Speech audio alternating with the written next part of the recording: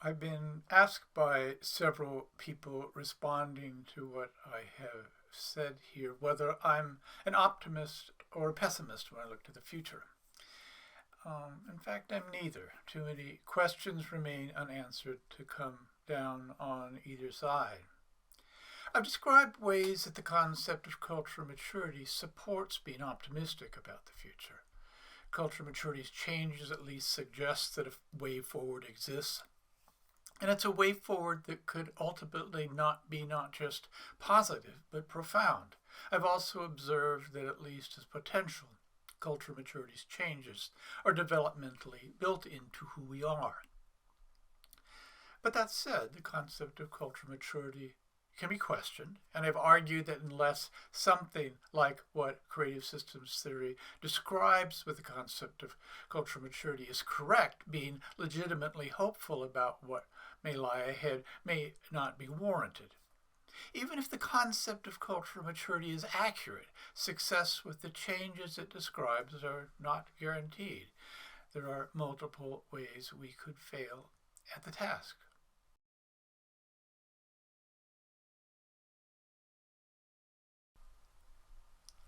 I'll come back to where these observations take us in a moment, particularly how I view current circumstances. But before we go there, the question of hope makes a good lens for clarifying some of how the concept of cultural maturity differs from other, more familiar notions about what may lie ahead. This can be but the briefest of compare and contrast summaries. You can find more detailed comparisons on the Cultural Maturity blog or on either of my large books, Creative Systems Theory or Cultural Maturity. But the question of hope offers good beginning perspective and also provides important evidence for the concept of cultural maturity.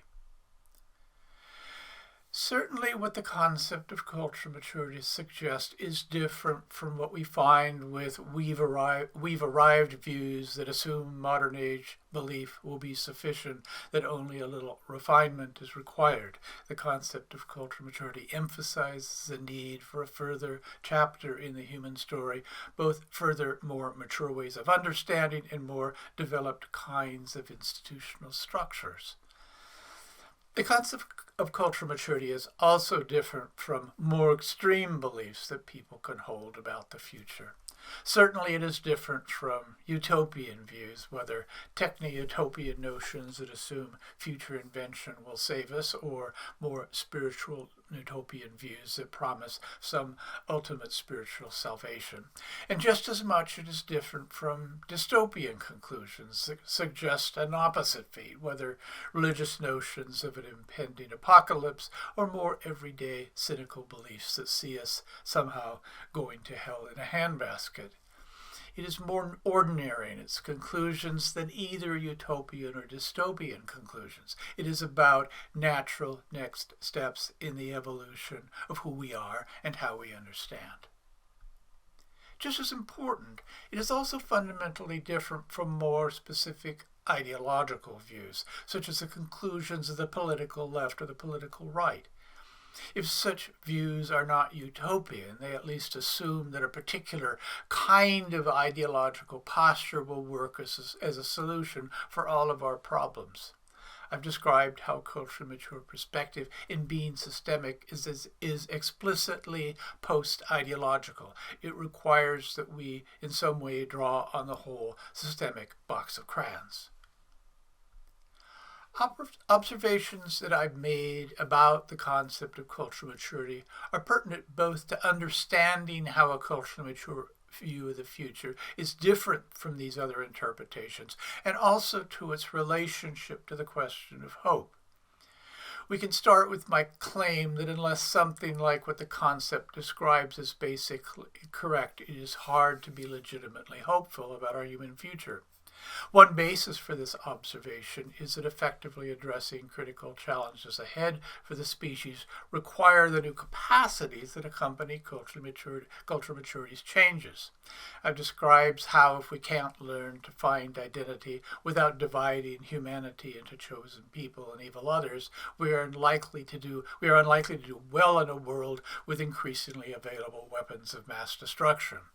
Similarly, if we can't become much better and more comfortable with the fact of real limits, environmental dangers such as climate change will inevitably be our undoing. The concept of cultural maturity provides a way of thinking about the future that can work. Each of the others I've noted ultimately fail us. The fact that cultural maturity is a developmental notion is similarly pertinent to what makes the concept significant and its relationship to hope. If these needed new capacities has to be invented from whole cloth, we would likely be doomed. That would ask too much of us. Creative systems theory proposes that instead, at least the potential for these new capacities is developmentally built into who we are. Possibility is not destiny, and there are many ways that the best of efforts could go astray.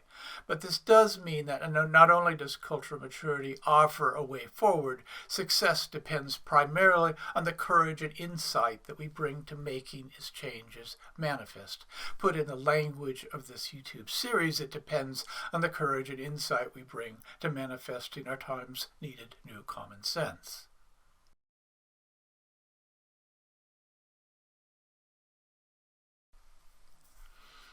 So how are we doing with this necessary task? My answer now is a bit different than it was just a few years back. In my early writing, I put greatest emphasis on new possibilities and went out of my way to highlight beginning progress that we might have made toward realizing those possibilities. But lately, I've been more cautious in my predictions. As I worked on finishing up the comprehensive book on creative systems theory during the pandemic year, I find myself feeling increasingly concerned about the fact of growing polarization, political polarization, more general societal polarization. I wrote the short book, Perspective and Guidance for a Time of Deep Discord, Why We See Such Extreme Social and Political Polarization, as a response. A key contribution of culturally mature perspective is how it helps us get beyond the polarized and polarizing assumptions of times past. Of late, we've seen backsliding in this regard. Too often we find polarization twice over, not only between the right and the left on the political spectrum, and also between above and below in how the right and the left with extreme populist beliefs and their anti-authoritarian sentiments. The reason for this backsliding could be nothing more than the 2 steps forward, 1 step back way that change tends to manifest. But I also suggested in the book that the explanation could well be more worrying. I'm often asked a couple further hope-related questions. The first concerns how much of the population in modern times manifests culturally mature perspective in their lives. It's not a large number, but it's significant. I would suggest something between 5 and 10%, probably a bit on the lower side. The other question concerns where today I see examples of culturally mature leadership. The answer is related because to be highly recognized as a thought leader or a political leader, one needs to have a critical mass of followers. Consistent with this, the best places to look tend not to be leadership and expertise in the conventional positional sense. That said, a few visible people do stand out. I would give my Culturally Mature Leader of the Year award for the pandemic year to Anthony Fauci for being a trusted agent in the face of great uncertainty and complexity and a political world that was all too ready to distort and polarize. I've often applauded Barack Obama for his culturally mature capacities. I contributed to his transition papers before he first became president. I don't think Democrats sufficiently recognize his gifts. And having consulted in South Africa before Nelson Mandela's release, I have great respect for the maturity of his subsequent leadership.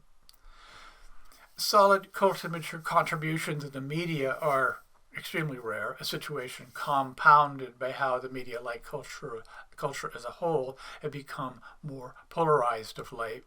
You'll find very little in the Sunday morning TV political talk shows beyond warring partisan advocacies. The question of how we might think in larger ways almost never comes up. But that said, there are a small handful of media figures who I think make a good start at contributing in culturally mature ways.